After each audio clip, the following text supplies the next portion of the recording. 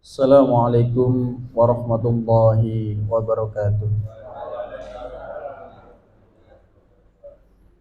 Innal hamdalillah nahmaduhu wa nasta'inuhu wa nastaghfiruh wa na'udzu billahi min shururi anfusina wa min sayyiati a'malina. May yahdihillahu fala mudilla lahu wa may yudlil fala hadiya lahu. Asyhadu an la ilaha illallah wahdahu la syarika lahu wa asyhadu anna Muhammadan abduhu wa rasuluh. Allahumma salli wa sallim wa barik ala nabiyyina Muhammadin wa ala alihi wa sahbihi wa man tabi'ahum bi ihsanin ila yaumiddin. Ya ayyuhalladzina amanu taqullaha wa qulu qawlan sadida yuslih lakum a'malakum wa yaghfir lakum dhunubakum wa may yuti'illaha wa rasulahu faqad faza fawzan 'azima. Syukur alhamdulillah atas segala nikmat yang diberikan Allah.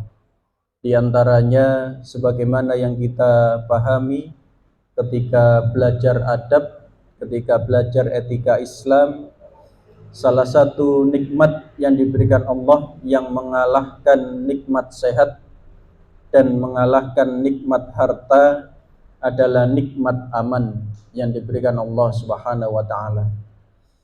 Karena adapun orang yang sehat tapi kita dalam kondisi yang tidak aman, apakah karena ada bencana atau karena ada perang, ada tawuran, maka kita tidak akan bisa menikmati kesehatan kita. Adapun orang yang banyak harta namun juga tidak sehat, hartanya banyak, sakit, kondisinya tidak aman, maka bisa kita bayangkan, maka dia tidak akan bisa menikmati hartanya, bahkan dalam kondisi yang sakit, tidak aman. Bayangkan di rumah sakit, diinfus, dipasang alat, gempa datang,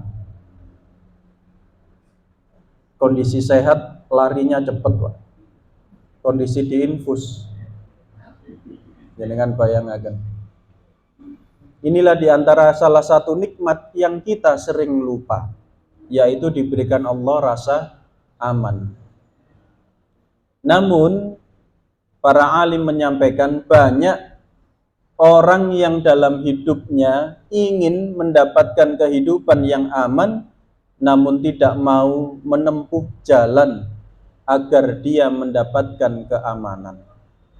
Salah satunya adalah mereka tidak mau untuk bergerak, tidak mau untuk beramal soleh. Ketika ada maksiat, ketika ada kejahatan, diam, atau bahkan menganggapnya biasa. Sesuatu yang buruk dianggap biasa. Ini yang kemudian menjadikan lambat laun keadaan menjadi tidak aman.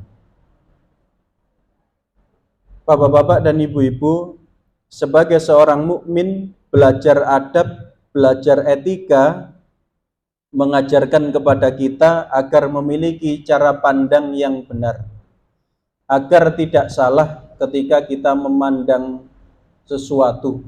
Cara pandang kita adalah cara pandang seorang mukmin. Contoh ketika takmir masjid sebelum mulai sholat Jumat biasanya diumumkan kepada jamaah yang membawa alat komunikasi, tolong dimatikan. Cara pandang orang sehat, tolong dimatikan, yang dimatikan adalah alatnya. Tapi orang tidak sehat, yang dimatikan adalah orangnya. Nah, ini cara pandang Islam itu menjadikan kita sehat ketika mengambil sebuah keputusan atau sebuah kesimpulan. Pintu itu terbuka, kemudian saya hanya berkata, nak, pintunya. Maka cara pandang orang sehat, apa yang dilakukan? Pintunya ditutup. Tapi kalau orang itu tidak sehat, bisa jadi pintunya dilepas. Nah, ini sekali lagi adab atau etika itu mengajarkan kepada kita cara pandang yang benar sebagai seorang Muslim. Ada salah satu hadis yang juga cara pandang menjadikan seseorang bisa melakukan hal yang baik atau justru menjadi tidak produktif, menjadi tidak baik. Di dalam hadis yang diriwayatkan oleh Imam Al-Bukhari, juga diriwayatkan di dalam Sahih Muslim dari Abu Hurairah, anna Abu Hurairah taqal sami'tu Rasulullah sallallahu alaihi wasallam, bahwa Abu Hurairah, ini mohon maaf belum sempat saya print hadis yang saya baca ini, bahwa Abu Hurairah berkata, sami'tu Rasulullah sallallahu alaihi wasallam, aku mendengar Rasulullah Muhammad sallallahu alaihi wasallam yaqul, beliau bersabda,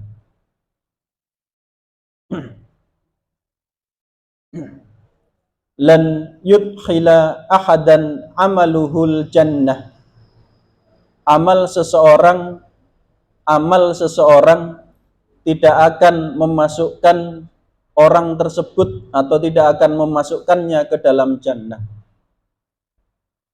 Jadi Rasulullah itu pernah menyampaikan, dan ini didengar oleh Abu Hurairah, bahwa amal seseorang tidak akan memasukkan seseorang ke dalam jannah.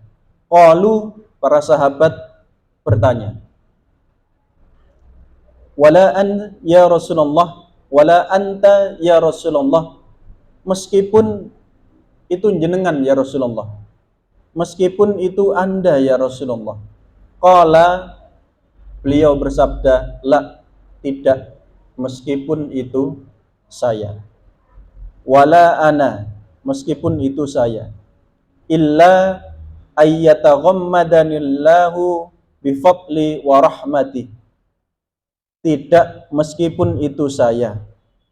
Semua itu, seluruhnya itu hanyalah karena keutamaan dan rahmat yang diberikan oleh Allah Subhanahu wa ta'ala.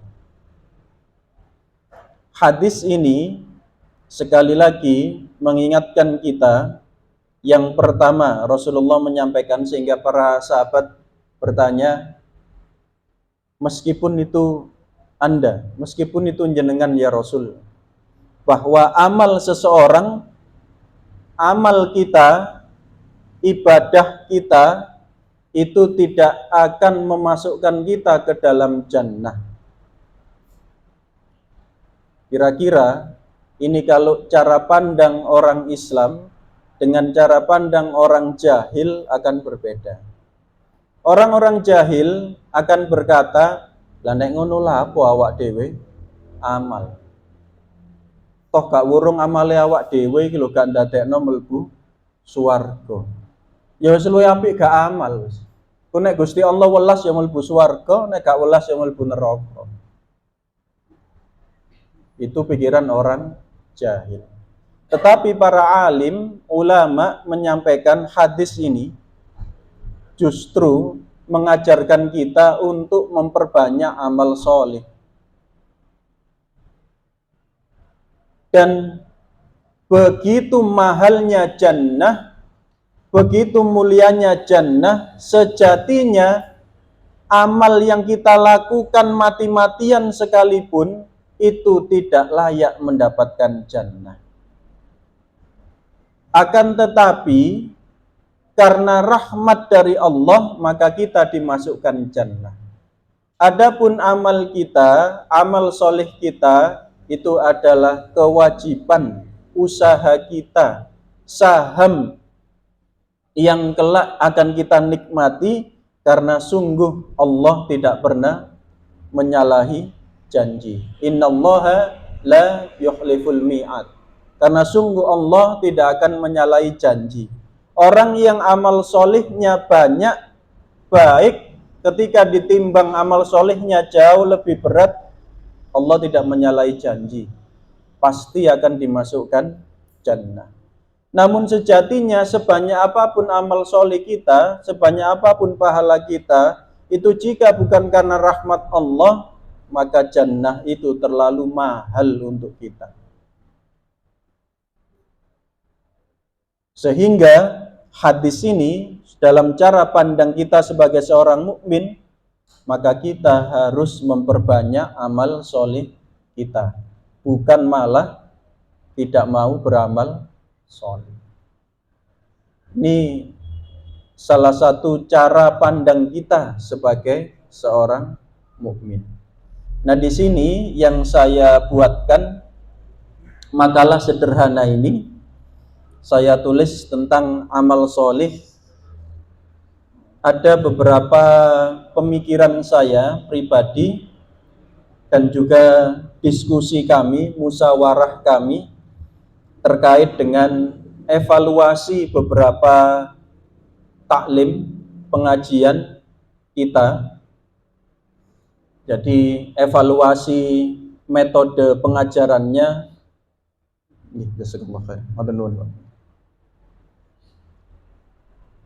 Kalau terkait dengan Al-Quran dan hadisnya tidak dievaluasi, karena itu sudah mutlak al-haq, kebenaran.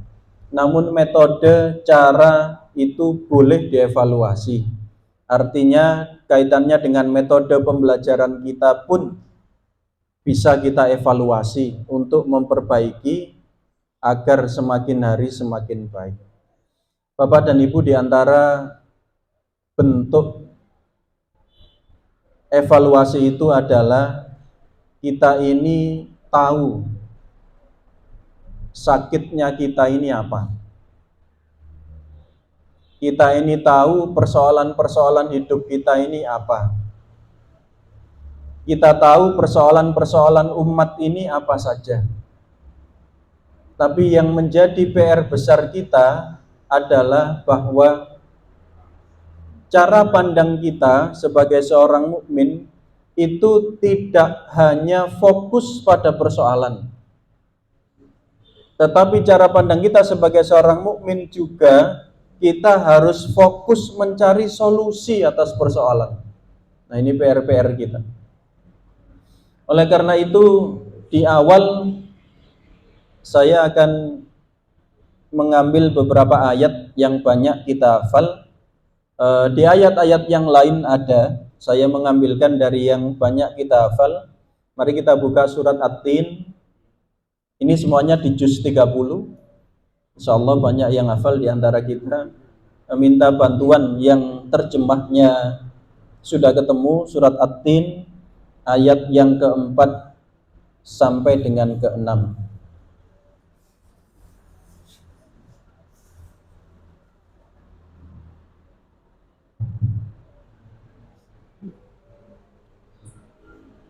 Sungguh kami telah menciptakan manusia dalam bentuk yang sebaik-baiknya.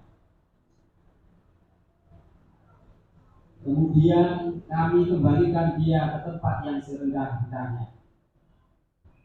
Kecuali orang-orang yang beriman dan mengerjakan kebajikan, maka mereka akan mendapat pahala yang tidak ada putus-putusnya. Baik, jazakallahu khair. Laqad khalaqnal insana fi ahsani taqwim. Sungguh kami telah menciptakan manusia fi ahsani taqwim, dalam sebaik-baik bentuk, sebaik-baik rupa manusia. Dibandingkan dengan makhluk yang lain, kita ini adalah makhluk yang paling sempurna. Kalau kita lihat yang secara fisiologis, secara fisik sama dengan kita, yang dulu cukup rame didiskusikan mengenai teori bahwa manusia dulu berasal dari kera, sempat dibahas. Secara fisik sama, tetapi banyak hal yang menjadikan teori itu tidak masuk akal. Dan kita juga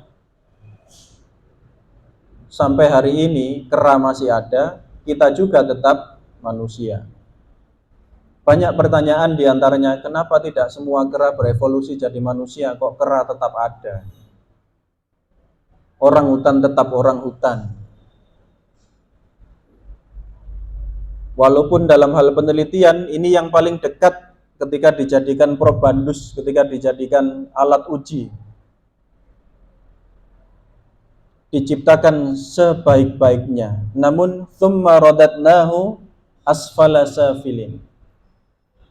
Kemudian dijadikan dalam bentuk yang dalam kondisi yang serendah-rendahnya. Ada juga di dalam tafsir yang menyampaikan bentuk yang sempurna itu kondisi kita masih sehat, fisik kita masih bagus, kemudian dikembalikan pada kondisi yang selemah-lemahnya, yaitu kondisi tua. Ada juga yang berpendapat demikian terkait dengan dua ayat ini. Namun kita diingatkan di ayat selanjutnya, illal ladzina amanu wa amilus solihati falahum ajrun ghairu mamnun. Iman dan amal solih. Syarat amal solih kita diterima Allah, kita harus beriman. Banyak orang yang tidak beriman itu bisa jadi amal solihnya, kebaikannya itu bisa jadi lebih besar dari kita. Orang-orang non-muslim itu bisa jadi sumbangannya jauh lebih besar daripada kita untuk mengentaskan kemiskinan misalkan. Tetapi karena tidak dilandasi oleh iman, maka sebagaimana cara pandang seorang mukmin, cara pandang Islam, maka amal tersebut tidak diterima oleh Allah Subhanahu wa ta'ala. Jadi amal solih kita itu landasan pertamanya adalah iman kepada Allah. Atau juga bermakna bahwa amal solih kita itu tujuannya adalah ikhlas untuk Allah. Maka ketika amal kita tidak diniatkan untuk Allah, maka amal itu tertolak, hangus. Karena itu gandeng iman dan amal soleh. Selanjutnya di dalam surat Al-Bayyinah ayat yang ke-7, surat Al-Bayyinah ayat yang ke-7. Sungguh orang-orang yang beriman dan mengerjakan kebajikan, mereka itu adalah sebaik-baik makhluk. Innal ladzina amanu wa 'amilus solihati ulaika hum khairul bariyah. Sungguh orang-orang yang beriman dan beramal soleh, mereka itu sebaik-baik khairul bariyah, sebaik-baik makhluk itu adalah yang beriman dan beramal soleh. Kemudian yang terakhir, banyak juga di antara kita yang hafal al-asr wal asri.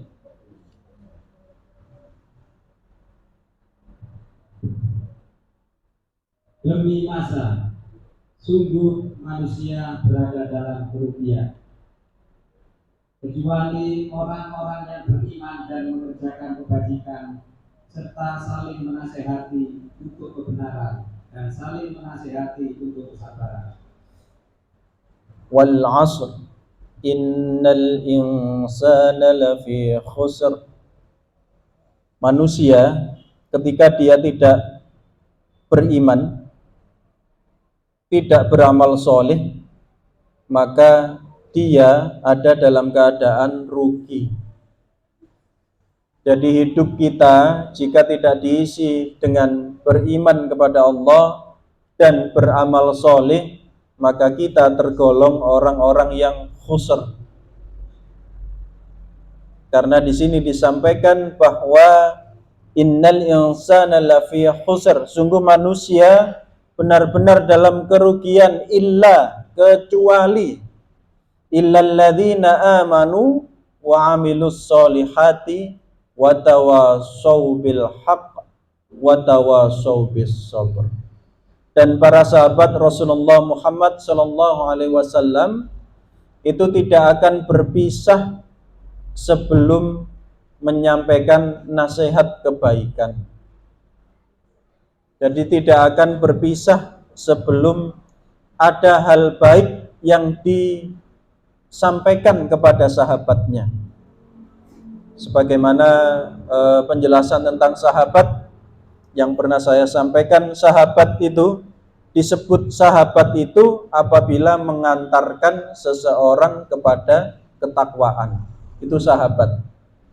Tapi kalau mengantarkan kepada keburukan, justru semakin dekat dengan maksiat, itu bukan sahabat, itu setan. Jadi hati-hati, dan siapa saja yang mengajak-ajak kita dalam keburukan, dalam maksiat, maka itu bukan sahabat kita. Karena setan itu minal jinnati wan nas. Kemudian ada ungkapan terkait dengan amal soleh.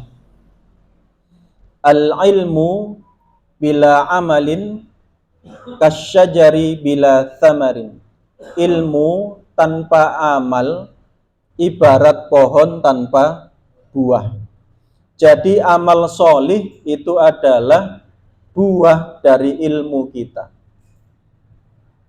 Jangan ingat kisah salah seorang santri Kiai Haji Ahmad Dahlan yang merasa bertanya-tanya, kok yang diulang-ulang itu surat Al-Maun ya?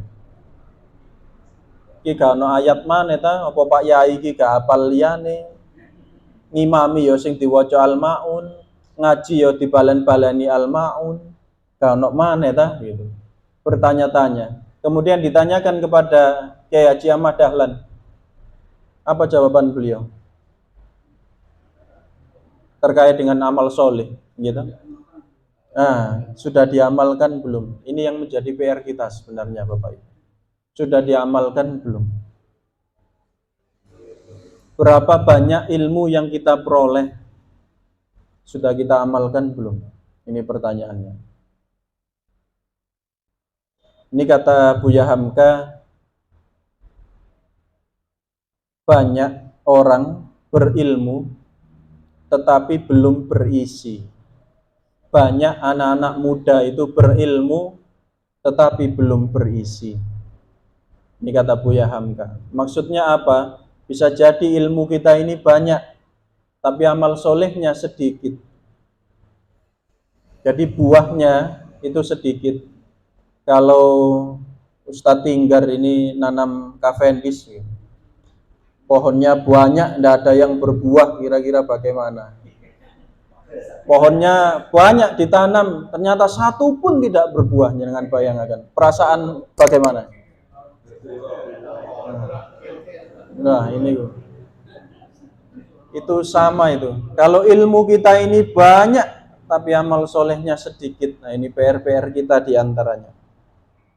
Saya ambilkan dua hadis yang satu adalah hadis riwayat Imam Al-Bukhari, satunya dari Sunan At-Tirmidzi. Sumber Imam Al-Bukhari, kitab haji, bab memberi minum jamaah haji. Hadatsana Ishaq. Insyaallah ini kitab Biyut Atba Ishaq. Hadatsana Khalid, ini adalah Khalidil Haddai. Ini Khalid bin Abdullah tabi'in. An Ikrimah, kita tahu Ikrimah ini adalah maula Ibnu Abbas. Maula itu adalah mantan budak Ibnu Abbas. Ikrimah tabi'in berarti.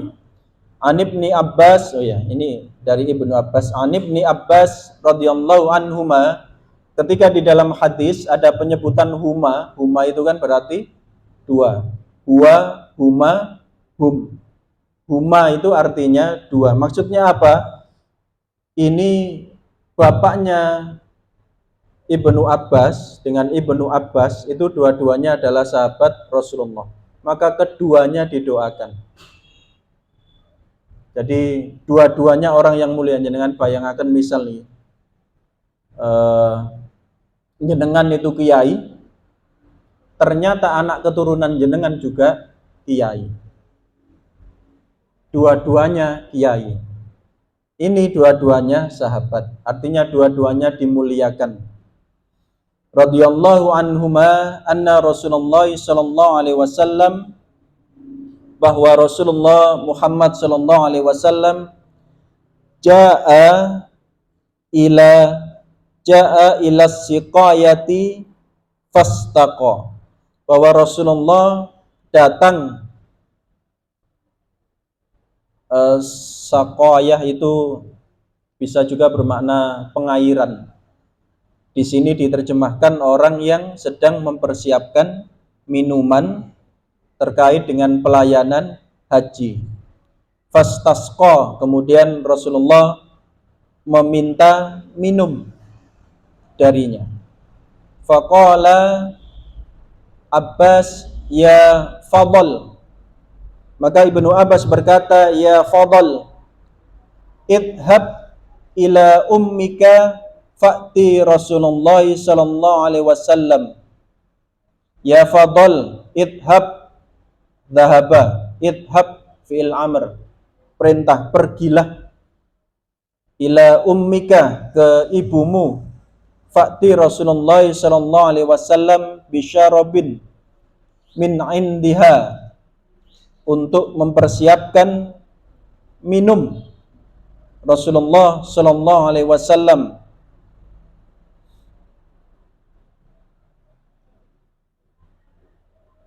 Nggih, fadl.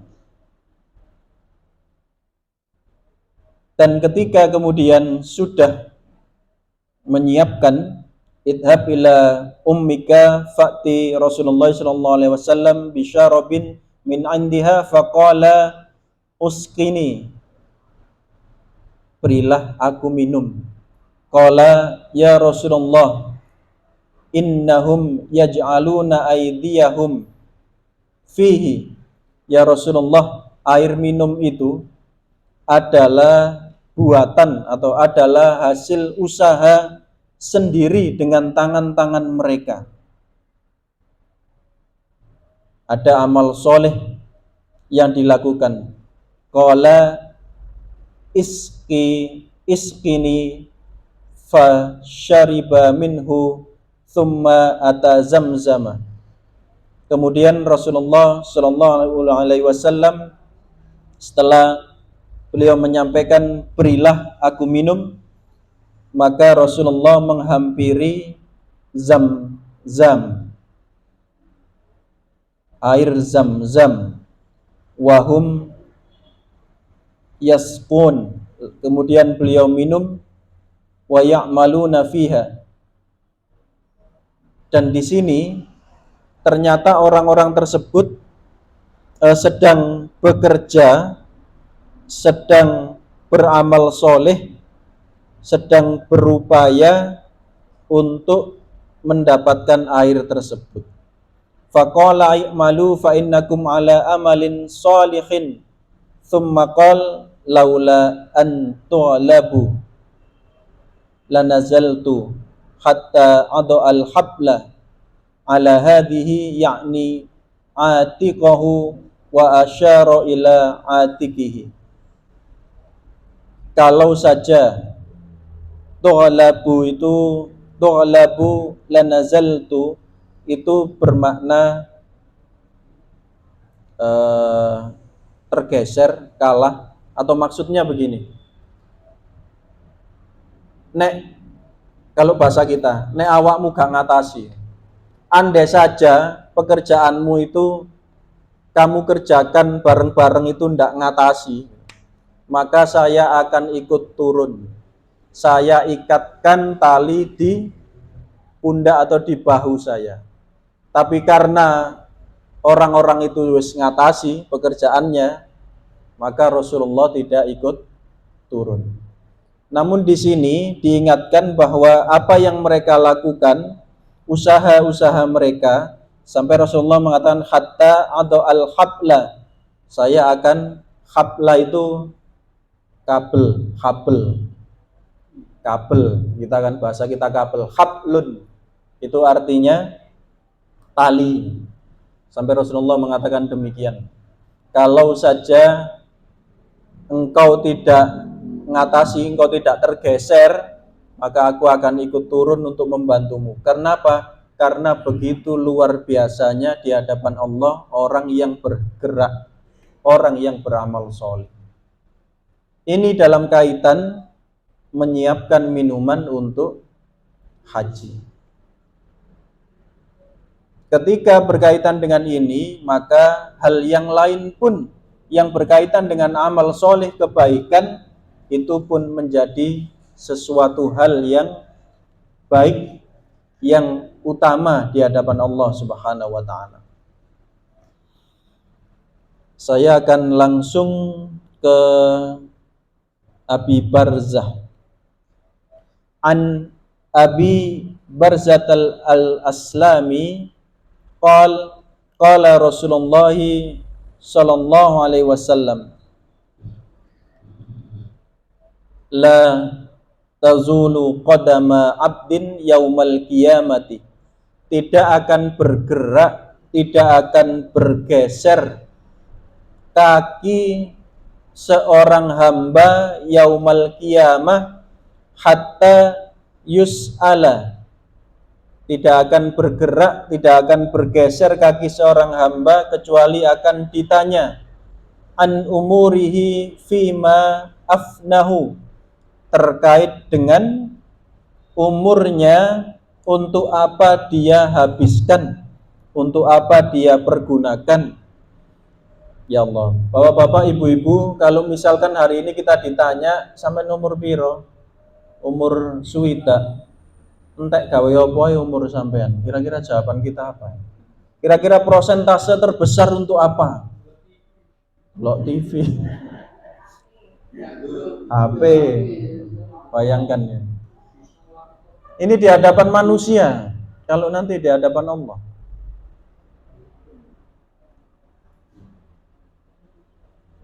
Anak-anak itu saya tanya, anak-anak 24 jam sebagian besar waktumu digunakan untuk apa? Main game, Pak. Jujur itu anak-anak, main game online, Pak. Sekolah 8 jam. Iya, Pak. Yang fokus belajar berapa jam? Paling satu pelajaran 15 menit, Pak. Selepas itu pun nyampe pundi-pundi, Pak. Itu kondisi realnya.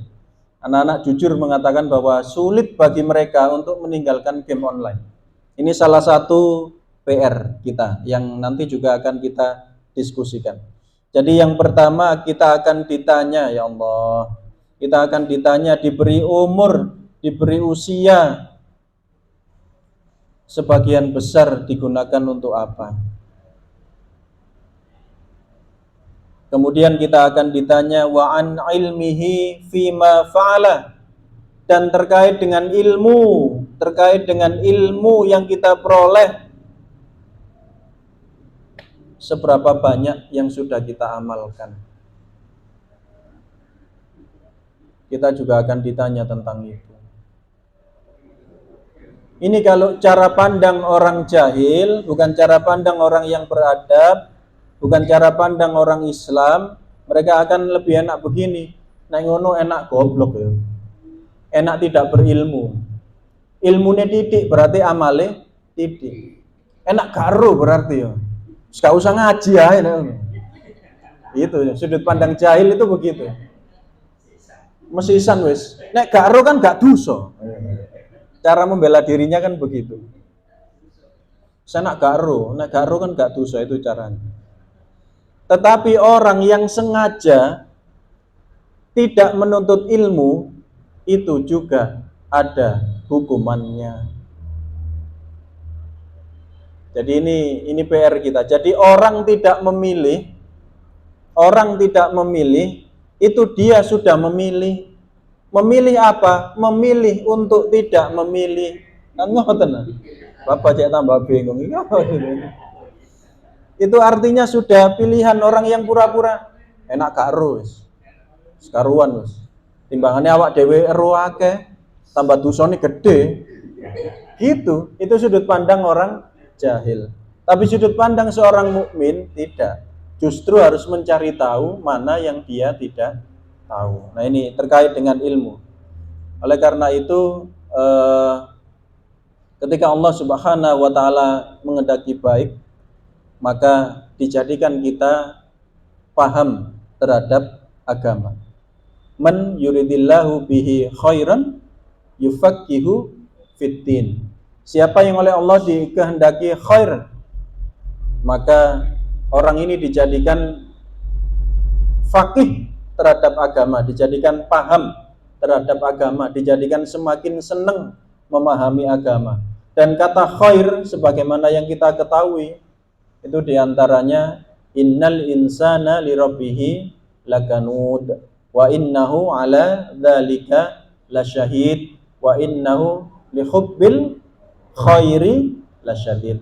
Khair di dalam ayat ini maknanya adalah apa Bapak Ibu? Harta. Coba jenengan cek al-adiyat. Maknanya bukan baik. Di situ diterjemahkan harta. Al-khair itu juga bermakna harta. Artinya ketika kita hari ini menginginkan mendapatkan harta, itu juga harus tafaqquh fiddin. Ini yang harus kita ingat-ingat. Coba jangan lihat kata khair. Terjemahnya di situ bukan baik, tetapi kecintaannya terhadap harta itu kenemenan dari kata khair. Dalam al-adiyat. Mari kita cek. Wal 'adiyati dhabha. Nah ini. Wa innahu ala dzalika lasyahid wa innahu li hubbil khairi lasyadid. Ayat ke-8. Pun kepanggih ya. Ada kata khair, nggih. Al-adiyat.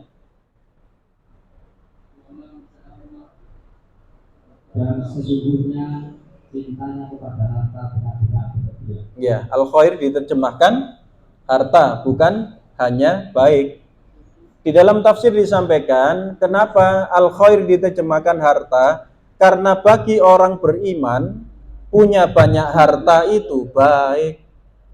Hartanya semakin mendekatkan dia kepada Allah. Hartanya banyak, sedekahnya tambah banyak. Itu orang beriman. Karena salah satu penyakit yaitu bakhil, penyakit jiwa.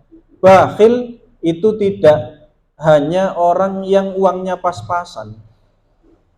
Tapi bakhil itu bisa terjadi pada orang yang sangat kaya bakhil. Contoh Qarun, ya. Qarun itu kan kayanya bukan main, tapi bakhil. Nah, oleh karena itu bagi orang beriman memiliki banyak harta itu sebenarnya baik. Itu dasarnya kata al-khair menjadi terjemahnya harta. Oleh karena itu ketika menghendaki khair, kebaikan, maka apa yang dilakukan? Belajar agama juga. Tidak hanya belajar ilmu pengetahuannya saja, tapi juga tafaqquh fiddin, yufaqihu fiddin. Man yuridillahu bihi khairan yufaqihu fiddin. Kalau khair dikaitkan dengan ayat ini artinya harta. Ketika Allah menghendaki seseorang dengan keutamaannya, dzalika fadlullahi yu'tihi may yasha. Allah menghendaki keutamaan diberikan berupa harta, misalkan kekayaan pada seseorang, maka orang yang beriman itu akan menjadikan hartanya semakin mendekatkan dia kepada Allah.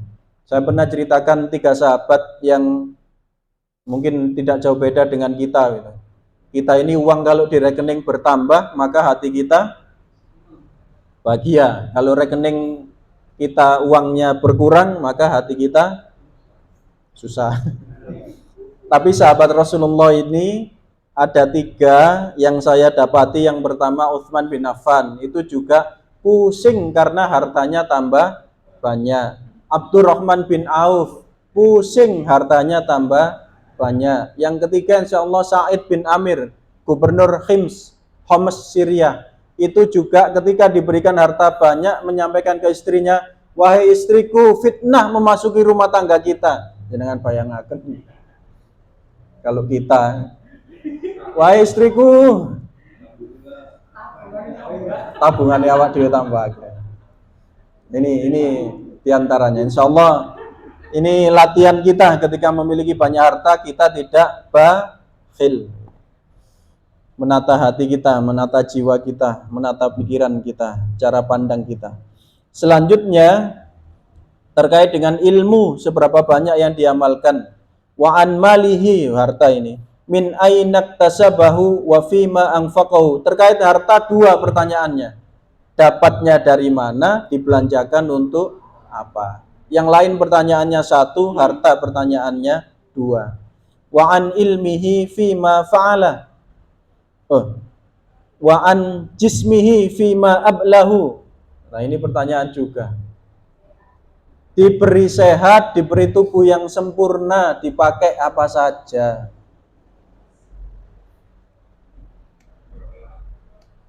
Kira-kira untuk apa ya Allah? Ini kalau ditanyakan ke kita lo bingung Pak jawabnya. Betul ini. Betul ini. Dan ini kalau yang tanya ini, ya Allah, yang bertanya ini tidak main-main Pak. Kalau kita ditanya ini gelagapan Pak saya itu. Kita ini pulang misalkan, mohon maaf ya, insya Allah tidak ada di antara kita, contoh saja. Kita ini berangkat bawa duit, pulang duit habis. Istri kita Pak yang tanya, anaknya mertua, duit emang gaya apa ibu? Gelagapan Pak kita Pak. Ngoten-ngoten lah ibu-ibu. Apalagi ini yang tanya, ya Allah. Ini PR-PR kita diantaranya. Jadi ini pertanyaan-pertanyaan disampaikan. Garis bawahnya tadi terkait dengan ilmu diamalkan untuk apa. Saya lanjut, karena setelah ini Isya. Sahabat Abu Darda sampai pernah mengatakan, sungguh aku takut saat kiamat. Yaumal an ma'akhsa yaumal qiyamati ayyunadiyani ala ru'usil khalaik. Ru'us itu roksun, kepala, dihadapkan pada manusia maksudnya. Ini penyebutan sebagian untuk keseluruhan. Saya tidak pernah nampak batang hidungnya, tapi bukan berarti hidungnya saja kan, tapi keseluruhan orangnya. Kepala manusia, fayaqul ya Uwaimir, wahai Umaymir, madza amilta fima alimta, wahai Uwaimir, apa yang sudah kamu amalkan dari ilmu yang kamu ketahui. Ya Allah. Kata Sufyan bin Uyainah, man fasada min ulama'ina, siapa yang rusak dari ahli ilmu kita, fafihi sabahu minal yahudi, maka dia serupa, dia sama dengan orang Yahudi. Jadi ulama yang rusak, maka dia sama dengan orang Yahudi. Wa man fasada min ibadina, fafihi sabahu minan nasara. Dan orang yang ahli ibadah yang rusak, maka dia seperti halnya orang Nasara. Maksudnya apa? Rusak di sini adalah kurangnya amal soleh. Jadi kita ini kan juga kadang, mohon maaf, kalau ada orang yang teori saja, kira-kira perasaan kita bagaimana? Kalau rapat, Masya Allah, teorinya sangat luar biasa. Tapi ketika sudah aplikasi, perasaan jenengan bagaimana? Nah, kan tidak asik juga. Baik, ini saya ambil dari salah satu buku yang disusun oleh PWM Jatim, Pimpinan Wilayah Muhammadiyah Jatim, oleh Pak Nur Kholis Huda. Kisah Pak AR, ajari mahasiswa cara hadapi kristenisasi. Suatu hari Pak AR Fakhruddin didatangi mahasiswa yang kos di sekitar Kali Code, Yogyakarta. Mereka mengeluh karena setiap minggu kampung mereka didatangi pastor yang menyebarkan agama Kristen. Banyak anak-anak tertarik pada kehadiran pastor itu. Pastor itu pandai sekali menarik anak-anak sehingga mereka senang mendengarkan ceramahnya. Pastor itu kadang membawa permen, buku tulis, dan lainnya. Kata mereka, kalau begitu, apa yang sudah kalian lakukan? Oh, kata merekanya setelahnya. Jadi pastor itu pandai untuk mempengaruhi, memberi hadiah. Kata Pak AR, apa yang sudah kalian lakukan? Tanya Pak AR. Ya, belum melakukan apa-apa. Ini salah satu PR, kita kan seringnya begitu. Apa yang sudah dilakukan? Jawab para mahasiswa, ya belum melakukan apa-apa. Inilah penyakit umum di antara kita. Jika menghadapi masalah, langkah paling awal dan paling utama dilakukan adalah mengeluh. Padahal mengeluh itu bertentangan dengan iffah, bertentangan dengan menjaga kesucian diri kita, menjaga martabat kita. Dan kita tidak menemukan ada ayat yang mengajarkan kita untuk mengeluh. Lalu menyampaikan kepada orang lain agar mengatasi masalahnya. Celakanya dengan menyampaikan kepada orang lain, kita merasa tugas sudah selesai. Ini diantaranya.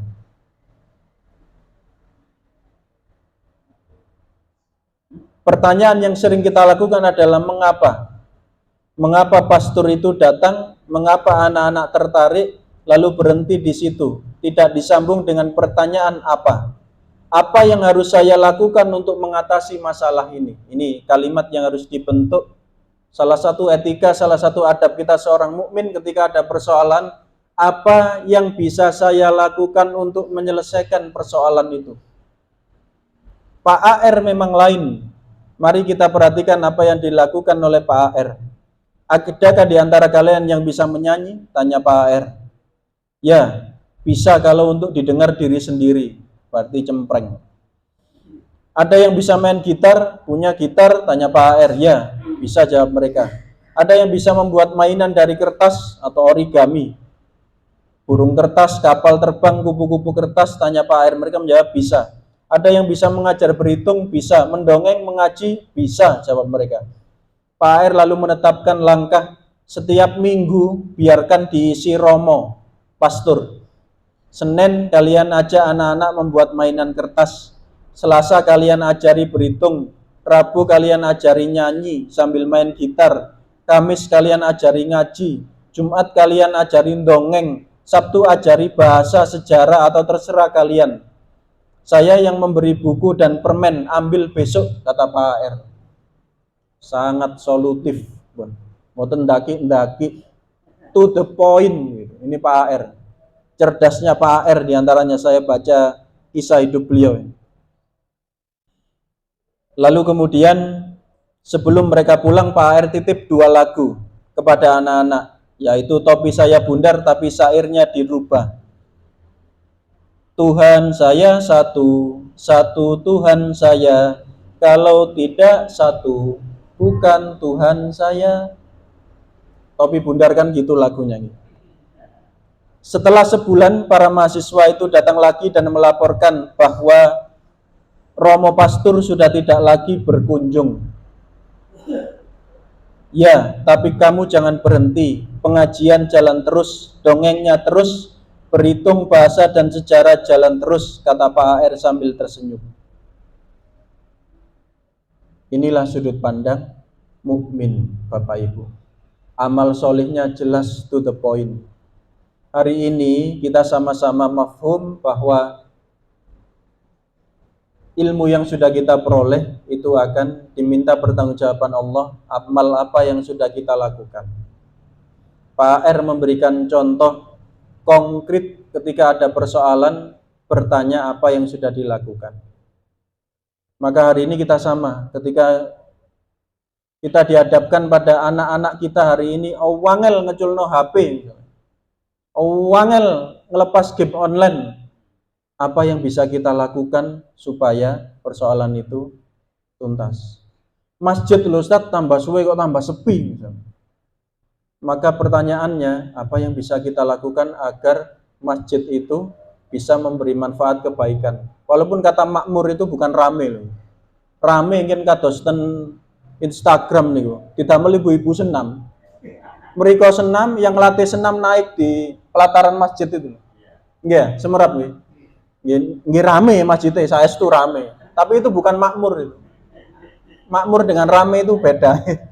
Tugas kita memakmurkan masjid, bukan meramaikan masjid. Mungkin meramaikan Ustaz konser nang jero masjid nih soro.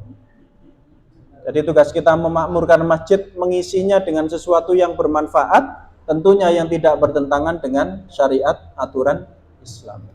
Ini tugas kita.